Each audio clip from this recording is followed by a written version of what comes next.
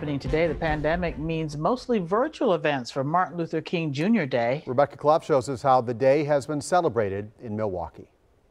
Milwaukee went online with its MLK celebrations, using it as an opportunity to bring in a variety of speakers, including a world-renowned artist who grew up in the Brew City.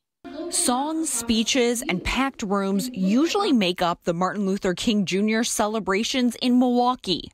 But this year, it looks a little different due to the pandemic. Many organizations like the Martin Luther King Justice Coalition took their celebrations virtual. Speakers touched on themes of racial and social justice that were front and center over the past year, including the Black Lives Matter protests. We are so glad to see local young leaders, along with the aggrieved families, stand up against police violence and racism.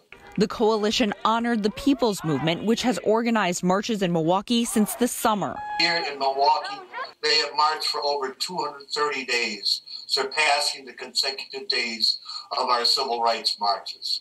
The Milwaukee Public Library brought in world-renowned artist and illustrator Charlie Palmer to speak.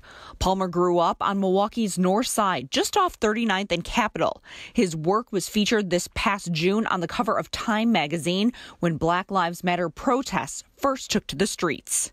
You know, the idea that Black Lives Matter is I don't want to get this misunderstood, but it's so much bigger than Black Lives Matter. We should not request a position of mattering.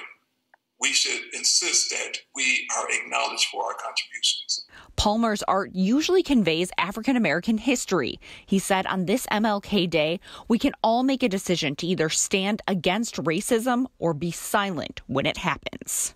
If you would like to see the full MLK celebrations online, we have a link to those in this story on our website, tmj4.com. Reporting in Milwaukee, Rebecca Clough, TMJ4 News.